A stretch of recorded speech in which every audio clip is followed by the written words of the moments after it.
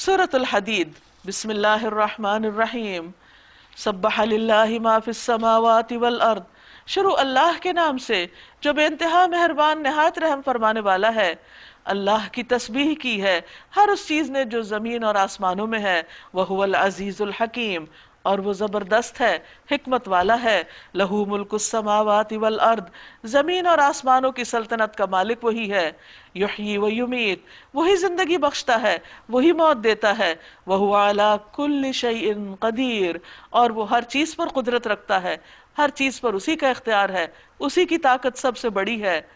هو الاول والآخر والظاہر والباطن وهو بكل شیء علیم، وہی اول بھی ہے اور آخر بھی اور ظاہر بھی اور باطن بھی، اور وہی ہر چیز کا علم رکھتا ہے۔ اللہ سبحانہ وتعالیٰ کی یہ صفات جو قرآن مجید میں بیان کی گئی ہیں، ہمارے لیے لازم ہے کہ ان کو سمجھیں، اللہ تعالیٰ کی معرفت حاصل کریں اور ان کے ساتھ اللہ تعالیٰ کو پکاریں بھی۔ نبی صلی اللہ علیہ وسلم کے بعض دعاؤں میں یہ الفاظ پائے جاتے ہیں، مثلا ایک دعا میں آتا ہے کہ انت الاول فلیس قبلک شیء، تو ہی پہلا ہے، تجھ سے پہلے کوئی نہیں۔ وانت الآخر فلیس بعدک شیء، تو ہی آخر ہے، کوئی تیرے بعد نہیں۔ وانت الظاہر فلیس فوقک شیء، تو ہی ظاہر ہے، کوئی تجھ سے اوپر نہیں۔ وانت الباطن فلیس دونک شیء، تو ہی باطن ہے، کوئی تجھ سے مخفی تر نہیں۔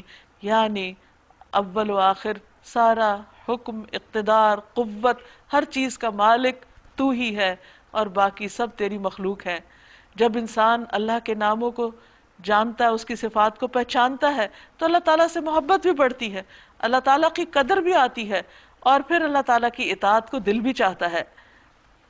پھر مزید فرمایا هو الذی خلق السماوات والارض فی ستۃ ایام، اتنی بڑی زمین اور آسمانوں کے اندر کی بے پناہ مخلوق کہ جس کا انسان شمار نہیں کر سکتا، فرمایا اسے 6 دنوں میں پیدا کیا۔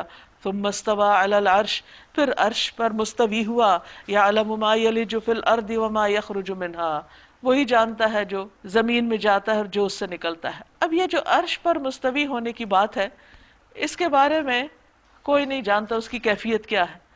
امام مالک سے کسی نے اسی کے بارے میں پوچھا تھا، تو انہوں نے کہا کہ الاستواء معلوم، ہمیں یہ تو معلوم ہے کہ اللہ سبحانہ وتعالیٰ مستوی ہوئے، والکیف مجہول، کیسے ہوئے، کیا طریقہ تھا، کسی کو نہیں خبر، اللہ نے نہیں بتایا تو کیسے پتا چل سکتا ہے۔ والسؤال عنہ بدعہ، اور اگر کوئی پوچھے کہ کیسے ہوا تھا تو یہ سوال ہی بدعت ہے، ایسے سوال پوچھنے بھی نہیں چاہیے۔ لیکن ہم سب کا یہ ایمان ہے کہ اللہ سبحانہ وتعالیٰ اپنے عرش پر ہیں، اوپر ہیں۔ پھر فرمایا جو کچھ زمین میں جاتا ہے اس کو وہ جانتا ہے، جو اس سے نکلتا ہے اور جو آسمان سے اترتا ہے اور جو اس میں چڑھتا ہے، یعنی انسانوں کے اعمال اور انسانوں کی روحیں مرنے کے بعد جو اوپر جاتی، سب اللہ تعالیٰ کے علم میں ہے، اس کا علم ہر چیز پر محیط ہے۔ وہ تمہارے ساتھ ہے جہاں بھی تم ہو، اس کا یہ مطلب نہیں کہ فزیکلی ہر جگہ وہ ساتھ ہے، وہ اپنے علم کے ساتھ ہے، یا اس کے بارے کی تفصیل جو ہے یا حقیقت جو ہے وہ اللہ ہی کو پتہ ہے، لیکن مطلب یہ ہے کہ وہ تمہارے ساری چیزوں کو دیکھ رہا ہے، جانتا ہے، اور نیک بندوں کی مدد بھی کرتا ہے۔ جو کام بھی تم کرتے ہو اسے وہ دیکھ رہا ہے۔ وہی زمین اور آسمانوں کی بادشاہی کا مالک ہے، اور تمام معاملات فیصلے کے لیے اسی کی طرف رجوع کیے جاتے ہیں۔ وہی رات کو دن میں اور دن کو رات میں داخل کرتا ہے، اور دلوں کے چھپے ہوئے راز تک جانتا ہے۔ یہ ہے تمہارا رب، لہٰذا تم کیا کرو، آمنوا باللہ ورسولہ، ایمان لاؤ اللہ اور اس کے رسول پر، وانفقوا مما جعلکم مستخلفین فیہ، اور خرچ کرو ان چیزوں میں سے جس پر اس نے تمہیں اختیار دیا ہے، جو تمہاری جانشینی میں اس نے دی ہیں، تمہارے اختیار میں دی ہیں۔ فالذین آمنوا منکم وانفقوا لهم اجر کبیر، تو وہ لوگ جو ایمان لائے تم میں سے اور جنہوں نے خرچ کیا، ان کے لیے بہت بڑا اجر ہے۔ وما لکم لا تؤمنون باللہ، تمہیں کیا ہو گیا کہ تم اللہ پر ایمان نہیں لاتے۔ والرسول یدعوکم لتؤمنوا بربکم، حالانکہ رسول تمہیں اپنے رب پر ایمان لانے کی دعوت دے رہا ہے، اور وہ تم سے عہد لے چکا ہے کہ اگر تم واقعی ماننے والے ہو تو پھر تمہیں اس کی بات مان لینی چاہیے۔ وہ اللہ ہی ہے جو اپنے بندے پر صاف صاف آیات نازل کر رہا ہے۔ تاکہ تمہیں تاریکیوں سے نکال کر روشنی میں لے آئے. یعنی قرآن کے نازل کرنے کا مقصد کیا ہے؟ کہ انسان اندھیروں سے نکلے، جہالت کے، لا علمی کے، اور روشنی کی طرف آئے. اور حقیقت یہ ہے کہ اللہ تم پر نہایت شفیق اور مہربان ہے. آخر کیا وجہ ہے کہ تم اللہ کی راہ میں خرچ نہیں کرتے؟ حالانکہ زمین اور آسمانوں کی میراث اللہ ہی کے لیے ہے، سب کچھ اللہ کا ہے. اگر تم نہیں دو گے تو تم خود ہی محروم رہ جاؤ گے. اور اگر انسان غور کرے کہ جب بھی انسان اللہ کے راستے میں دیتا ہے تو وہ اپنے پاس سے تو کچھ نہیں دیتا، وہ اسی میں سے دیتا ہے جو اللہ نے دے رکھا ہے اس کو. تو اس لیے کس بات کا احسان؟ تم میں سے جو لوگ فتح کے بعد خرچ اور جہاد کریں گے، یعنی جب دین کو کامیابی حاصل ہو جائے گی اس کے بعد وہ اللہ کے راستے میں کچھ خرچ کریں گے، وہ کبھی ان لوگوں کے برابر نہیں ہو سکتے جنہوں نے فتح سے پہلے خرچ کیا اور جہاد کیا. یعنی جب اسلام کو طاقت اور قوت حاصل ہو جائے گی، وہ اسٹیبلش ہو جائے گا ایک دین، تو اس کے بعد جو لوگ مال خرچ کریں گے ان کے مال کی وہ قدر نہیں ہوگی جو مشکل وقت میں خرچ کرنے والوں کی، جبکہ اس کے ساتھ کوئی بظاہر ترقی نظر نہیں آتی. اس میں یہ ہے کہ نبی صلی اللہ علیہ وسلم نے فرمایا کہ ان میں سے کسی کے پاس پہاڑ برابر بھی سونا ہو، وہ سارے کے سارا بھی اللہ کی راہ میں خرچ کر دے تو وہ تمہارے 2 رطل بلکہ 1 رطل خرچ کرنے کی بھی برابر نہ ہوگا. یعنی جن صحابہ کرام نے اپنی غربت، اسرت، تنگی کے دور میں خرچ کیا، ان کا چھوٹا سا سرمایہ بھی خرچ کرنا بہت بڑے اجر و ثواب کا باعث ہے. اس کے بعد کہ جب سب کچھ آسانی ہو گئی اور پھر کوئی لوگ اللہ کے راستے میں خرچ کرنے کے لیے لائیں. ایک اور جگہ پر آتا ہے، اس ذات کی قسم جس کے قبضے میں میری جان ہے، اگر تم لوگ احد پہاڑ برابر بھی یا پہاڑوں کے برابر بھی سونا خرچ کرو تو ان لوگوں کے اعمال کو نہیں پہنچ سکو گے. یعنی جن صحابہ کرام نے ابتدائی تنگی کے دور میں خرچ کیا، ان کا درجہ بعد میں خرچ کرنے اور جہاد کرنے والوں سے بڑھ کر ہے، اگرچہ اللہ نے دونوں سے ہی اچھے وعدے فرمائے. یعنی اللہ تعالیٰ کسی کا بھی اجر مارتا نہیں، لیکن اس وقت میں قربانی کرنا جب انسان خود مشکل حال میں ہو، وہ قربانی کہیں زیادہ بڑی ہوتی بنسبت اس کے کہ جب انسان سہولت کے ساتھ کچھ کر رہا ہو. جو کچھ تم کرتے ہو اللہ اس سے باخبر ہے. یعنی اللہ اجر دیتے وقت یہ دیکھے گا کہ کس نے کس وقت میں کیا کام کیا اور کیسے کیا. من ذا الذی یقرض اللہ قرضا حسنا، کون ہے جو اللہ کو قرض دے، اچھا قرض، تاکہ اسے کئی گنا بڑھا کر واپس کر دے. یعنی اللہ نے اپنے پاس نہیں رکھنا، تمہیں کو لوٹانا ہے، تمہیں کو اجر ملے گا، اور اس کے لیے بہترین اجر ہے.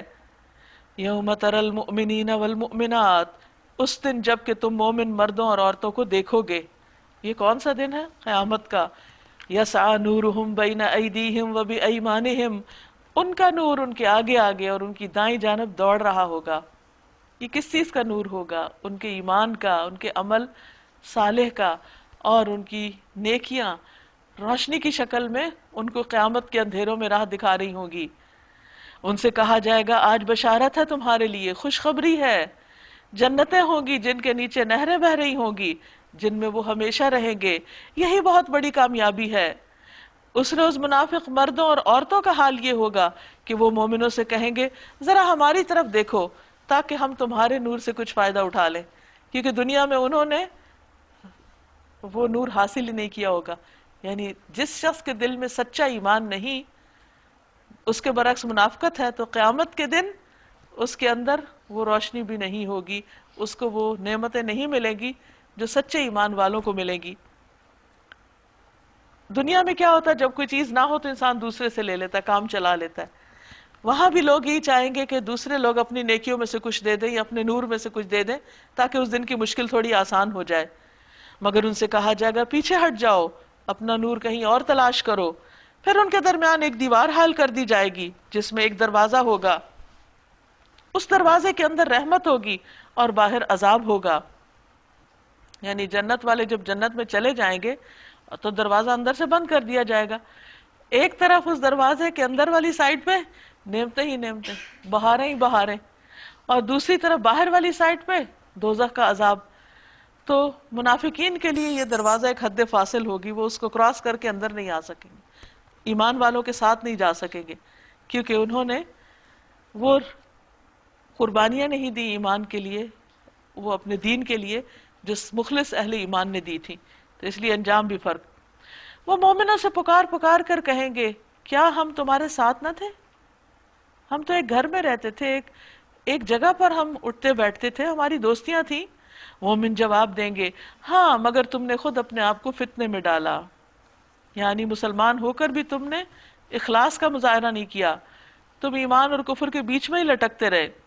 موقع پرستی کی، یعنی انتظار میں رہے کہ کب فیوریبل حالات ہو تو ہم دین کی طرف آ جائیں، یعنی یہ نہیں کہ ہر حال میں دین قبول کیا، صرف کنوینئنس کے ساتھ، صرف فائدے کے موقع پر شک میں پڑے رہے، یعنی تمہارا اصل تو یہ کہ یقین نہیں تھا، اللہ کے بارے میں شک، کتاب کے بارے میں شک، احکامات کے بارے میں شک۔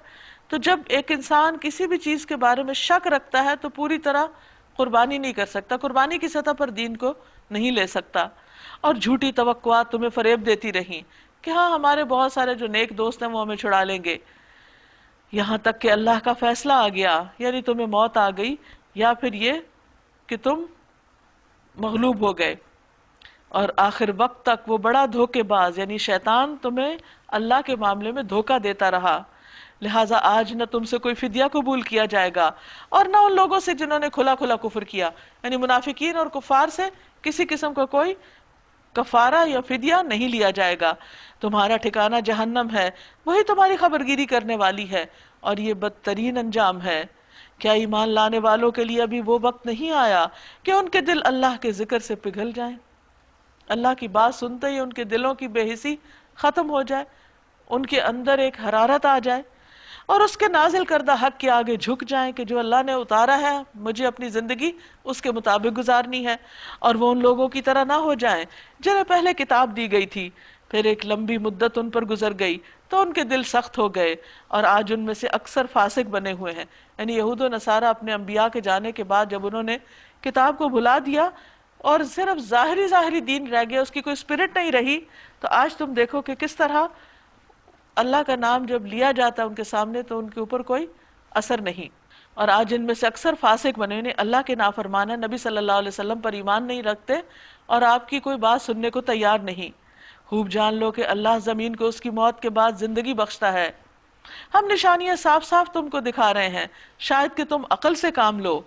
ان المصدقین والمصدقات واقرضوا اللہ قرضا حسنا یضاعف لهم ولهم اجر کریم، مردوں اور عورتوں میں سے جو لوگ صدقات دینے والے ہیں، جنہوں نے اللہ کو قرض حسن دیا ہے، ان کو یقیناً کئی گنا بڑھا کر دیا جائے گا، اور ان کے لیے بہترین اجر ہے۔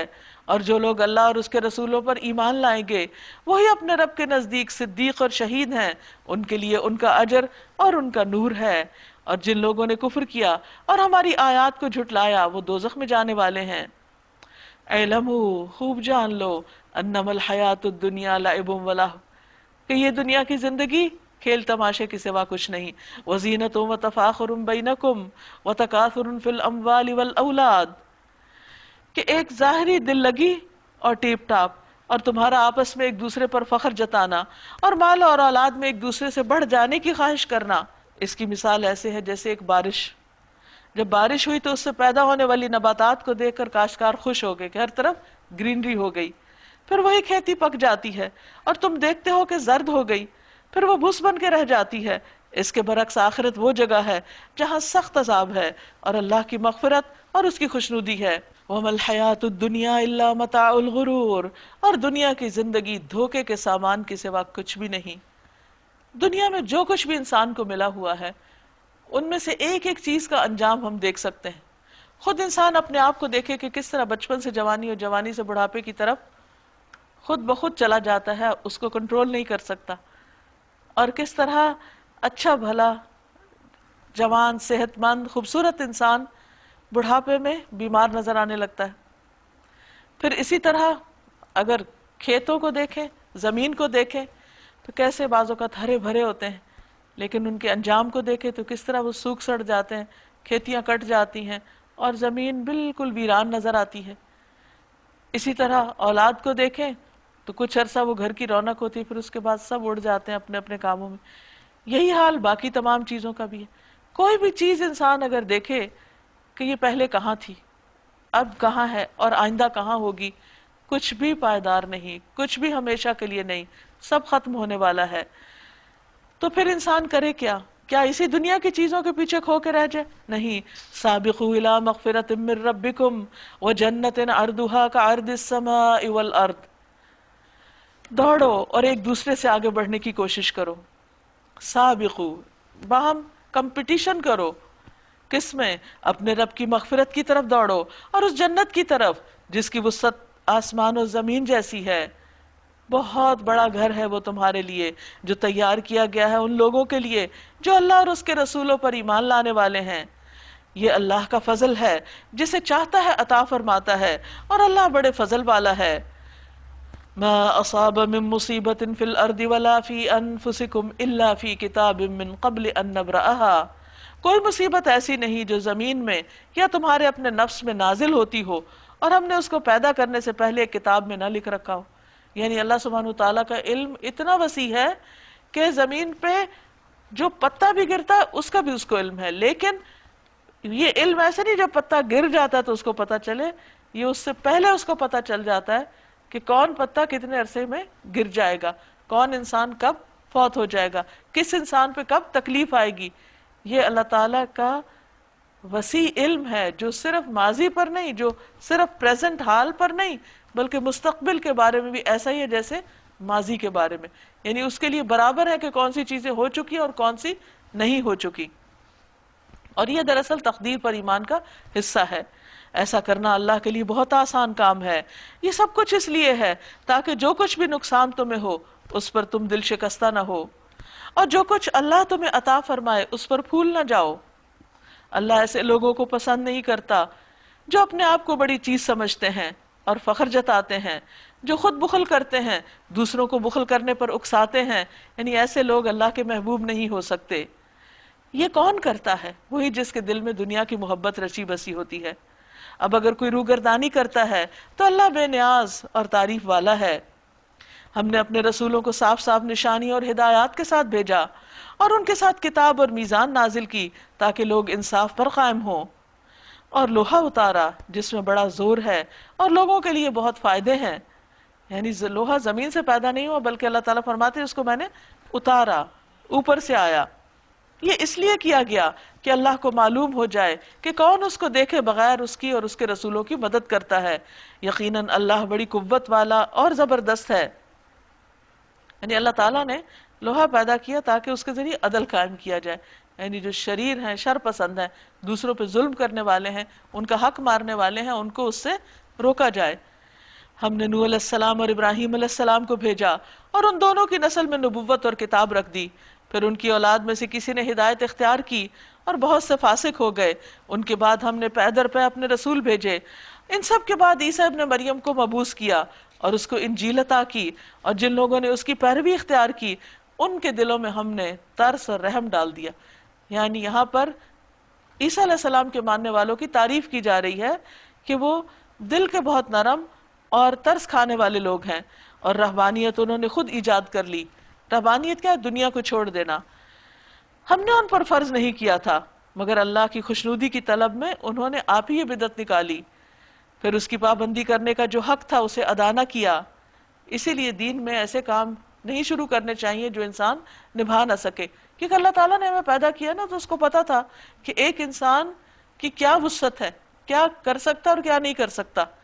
تو اس لیے اس نے ہمیں ہماری بہت سی ضروریات کے ساتھ پیدا کیا، جس میں کھانا پینا، بال بچے، گھر، شادی اور بہت ساری چیزیں.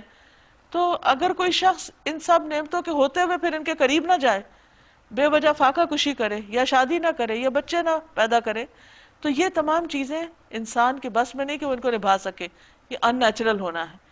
تو اس لیے جب نصارہ نے اپنے اوپر یہ چیزیں ڈالی، نیکی سمجھتے ہوئے اپنے آپ کو نعمتوں سے محروم رکھا، تو پھر کیا ہوا کہ اس کی پابندی نہ کر سکے. تو کوئی چیز شروع کر کے اس کو چھوڑنا نہیں چاہیے. پھر ان میں سے جو لوگ ایمان لائے تھے ان کا اجر ہم نے ان کو عطا کیا، بلکہ دگنا اجر. ایک اور جگہ سے پتہ چلتا ہے. مگر ان میں سے اکثر لوگ فاسق ہیں، یعنی وہ مان کے نہیں دیتے. یا ایھا الذین آمنو، اے لوگو جو ایمان لائے ہو، اتقوا اللہ، اللہ سے ڈرو، وآمنوا برسولہ، اور اس کے رسول پر ایمان لاؤ، یؤتکم کفلین من رحمتہ ویجعل لکم نورا تمشون بہ، وہ اپنی رحمت کا دوہرا حصہ تمہیں عطا کرے گا اور تمہیں وہ نور بخشے گا جس کی روشنی میں تم چلو گے. یعنی اگر تم ایمان لاؤ گے، اللہ سے ڈرو گے، تو تمہیں اس دنیا میں بھی روشنی عطا کرے گا اور پھر کل قیامت کو بھی روشنی نصیب ہوگی. سوچئے اس وقت انسان جو حشر کا دن اندھیروں کا دن ہے، ہر ایک کے پاس اپنی پرسنل روشنی ہوگی. کسی کی روشنی دور دور تک جاری ہوگی، کسی کی صرف اس کے قدموں تک ہوگی، اور منافق کی صرف اس کے انگوٹھے میں کے ناخن میں ہوگی، کبھی جلے گی کبھی بجھے گی. اسی وجہ سے وہ ڈر کے مارے دوسروں سے روشنی مانگے گا مگر کوئی اس کو دے نہ سکے گا. تو اگر انسان چاہتا ہے کہ آخرت کے دن حشر کے میدان میں اس کے لیے روشنی ہو، تو وہ وہاں تلاش کرنے کے بجائے یہیں سے ساتھ لے کے جانی چاہیے، اور وہ ہے ایمان کی روشنی، عمل صالح کی روشنی، اچھے اخلاق کی روشنی، اللہ کی محبت کی روشنی، تقوی کی روشنی. اور اللہ تمہارے قصور معاف کر دے گا، اور اللہ غفور الرحیم ہے. تم کو یہ روش اختیار کرنی چاہیے تاکہ اہل کتاب کو معلوم ہو جائے کہ اللہ کے فضل پر ان کا کوئی اجارہ نہیں. یعنی اللہ تعالیٰ نے صرف پہلی قوموں کو ہی نہیں انبیاء اور کتابوں سے نوازا، بلکہ تمہارے پاس بھی رسول بھیجا اور تمہیں بھی کتاب عطا کی. یہ اللہ کا فضل ہے، اس کے اپنے ہی ہاتھ میں ہے، جسے چاہتا ہے عطا فرماتا ہے. واللہ ذو الفضل العظیم، اور اللہ بہت بڑے فضل والا ہے. وآخر دعوانا ان الحمد للہ رب العالمین. یہاں پر ہمارا پارہ مکمل ہوا. اب میں چاہوں گی کہ آپ اپنے اپنے خیالات کا اظہار کریں. ٹھیک ہے؟ کے بارے میں نے جو محسوس کیا وہ میں آپ کے ساتھ شیئر کرنا چاہتی ہوں کہ اس سے پہلے جیسے عذاب کے بارے میں آیات پڑھتے تھے، سنتے تھے، اور جہنم کی جو سزائیں بتائی جاتی ہیں تو اس سے ایک رونگٹے کھڑے ہوتے ہیں اور ایک خوف کا احساس ہوتا ہے. لیکن آج مجھے ایسا فیل ہوا کہ اللہ تعالیٰ کی صفات میں سے الرحمن کی جو رحمت وہ میں نے باقاعدہ فیل کی ہے. مطلب بے شک کہ مومن جو ہے وہ خوف اور امید میں رہتا ہے، لیکن آج اللہ تعالیٰ نے جس طرح سورہ رحمان میں اور واقعہ میں جنت کی خوبصورتی، اس کے انعامات اور اس کا جو منظر میری آنکھوں کے سامنے آیا ہے، میں چاہتی ہوں کہ میں اس کو اپنے ذہن سے ہٹنے نہ دوں، اور خوف کی بجائے اگر میں اس کو سامنے رکھتے ہوئے زیادہ شوق اور جذبے سے اللہ کو راضی کرنے کے کام کروں تو میرا خیال ہے اس میں اور زیادہ مجھے مزہ آئے گا انشاءاللہ تعالی. کیونکہ فَفِرُّوا إِلَى اللَّهِ بھی کہا گیا جی کہ اللہ کی طرف دوڑو، اور سابقون کی بات بھی ہوئی. جی تو یہ ساری چیزیں ہمیں موٹیویٹ کرتی ہیں تاکہ ہم اللہ کی طرف اور تیزی سے بڑھیں. جی شکریہ. الحمدللہ. میں یہ شیئر کرنا چاہوں گی کہ میں نے اس میں آج یہ محسوس کیا کہ اگر ہم اس کو اپنی دنیا کی زندگی سے ریلیٹ کریں، بحیثیت ایک ماں ہم اپنے بچوں کو اتنا زیادہ رزلٹ کے اس کے لیے شروع سال سے کرتے ہیں کہ تیاری کرو تو کم سے کم فرسٹ نہیں آؤ، سیکنڈ نہیں آؤ تو اچھے بچوں میں تو شمار ہو جاؤ. تو یہی اگر ہم لوگ کوشش کریں کہ اللہ کرے کہ ہم مقرب لوگوں میں سے ہوں، تو کم سے کم ہم دائیں بازو والے لوگوں میں سے تو ہو جائیں. اللہ ہمیں اتنی توفیق دے کہ ہم خود بھی ہوں اور اپنے بچوں کو بھی اس طرف جو ہے وہ لا سکیں. یہ سوچ رہی تھی کہ اللہ تعالیٰ نے انسان کی رہنمائی ہر اینگل سے کی ہے. قرآن میں ہر قسم کی بات انسان کے لیے دے دی ہے کہ انسان چاہے تو اس سے رہنمائی لے، روشنی لے اور اس کے مطابق زندگی گزارے. اس پورے پارے میں جنت کی بہت ساری باتیں بتائی گئیں، لیکن دونوں صورتوں میں خاص طور پہ آیا ہے بما کنتم تعملون، کہ جنت تمہیں اس لیے ملے گی جو تم عمل کرتے ہو. ہم بحیثیت امت مسلمہ ہم سمجھتے ہیں کہ ہم نبی صلی اللہ علیہ وسلم کی امت سے ہیں تو ہم جنت میں داخل ہو جائیں گے، کسی کا پلو پکڑ کے ہم چلے جائیں گے، لیکن یہ عمل کی بات ہوئی. آج کی جتنی بھی آیات تھیں اس سے یہ چیز پتہ چلی جو سامنے کہ قرآن ہمارے لیے بالکل بھی مشکل نہیں ہے. قرآن بہت آسان ہے نصیحت کرنے والوں کے لیے جو اس سے نصیحت حاصل کریں. تو ہمیں یہ کرنا چاہیے کہ ہمیں سے نصیحت پکڑنی چاہیے، کیونکہ اللہ تعالیٰ بار بار تکرار کر رہے ہیں کہ وَلَقَدْ يَسَّرْنَا الْقُرْآنَ لِلذِّكْرِ فَهَلْ مِن مُدَّكِّرٍ. مسلسل یہ تکرار ہے کہ کیا کوئی ہے جو اس سے نصیحت حاصل کرے. تو ہمیں چاہیے کہ ہم قرآن کو سیکھیں اور اسے نصیحت حاصل کریں. اللہ تعالیٰ کی بات پوری مخلوق جو ہے وہ مان رہی ہے سوائے انسان کے جو اشرف المخلوقات ہے. ہوا، سمندر، درخت، سب اللہ تعالیٰ کے کہنے مان رہے ہیں. تو کیوں نہ ہم بھی سمینا و اطعنا کے اس پر چلیں اور اپنا سجدے میں گر جائیں، کیونکہ اگر ہم مان نہیں رہے تو ہم اپنا ہی نقصان کر رہے ہیں. اب ہم خسارے میں ہیں. آج 27ویں پارے میں اس بات کا ذکر آیا ہے کہ تنگی میں خرچ کرنا زیادہ اجر کا باعث ہے. تو اگر ہم آج دیکھیں پریکٹیکلی اسپیکنگ تو ہمارے آس پاس کچھ ہیلپرز ہوتی ہیں, کچھ مددگار, کچھ میڈس, تو ان کو اگر ہم یہ اس بات کا شعور دلائیں, کیونکہ وہ لوگ بیچارے کام کے بوجھ تلے بہت اسٹریسڈ آؤٹ ہوتے ہیں, ان کو کم از کم اس بات کا اگر ہم شعور دلائیں گے آپ اگر تھوڑا سا بھی کچھ نکال سکتے ہیں اپنی منیمم سیلری میں سے تو وہ زیادہ آپ کو اجر ملے گا بنسبت اس کے اور لوگوں کے جن کے پاس بہت ہے اور وہ خرچ کرتے ہیں. آج کے بارے میں اللہ سبحانہ و تعالیٰ نے جو ہمارے سامنے آیات رکھی ہیں اس میں دیکھیے میں یہ سوچ رہی تھی کہ تمام آیات ایک دوسرے سے انٹر کنیکٹڈ ہیں. پہلے ففروا الی اللہ کی بات ہوئی, پھر بات ہوئی کہ اللہ کی مغفرت جو ہے وہ بہت وسیع ہے اور پھر دوڑو اللہ کی مغفرت کی طرف. پھر سورہ رحمان میں فرمایا کہ علم القرآن, اور جیسے کہ آپ نے ہمیں حدیث بھی بتائی کہ خیرکم من تعلم القرآن وعلمہ, تو اس میں نبی پاک صلی اللہ علیہ وسلم نے یہی فرمایا نا کہ تم میں سے بہترین وہ ہے جو قرآن کو سیکھے. تو مجھے ایسا لگا کہ جو سیکھنے کا عمل ہے وہ زیادہ اولین درجے پر ہے, تو ہمیں سیکھنے کے عمل کو زیادہ سے زیادہ اس پر اسٹریس کرنا ہے انشاءاللہ تعالی. سابقوا الی مغفرۃ من ربکم, جو بات ہے کہ اللہ تعالیٰ کو جو مطلوب ہے نا ہم سے کہ وہ نیکیوں میں دوڑ لگانی ہے ہم نے, اللہ تعالیٰ ہمیں بھی عمل کرنے والا بتائیں. ناظرین, اس کے ساتھ ہی ہمارے آج کے پروگرام کا وقت ختم ہوتا ہے. اللہ تعالیٰ سے دعا ہے کہ وہ ہمیں اپنی طرف دوڑنے کی توفیق عطا فرمائے اور جو کچھ ہم نے سیکھا ہے ہمیں اس پر عمل کرنا آسان کر دے. اللہ تعالیٰ ہم سب کا حامی و ناصر ہو. آپ سب کے لیے بہت دعائیں. السلام علیکم ورحمۃ اللہ وبرکاتہ.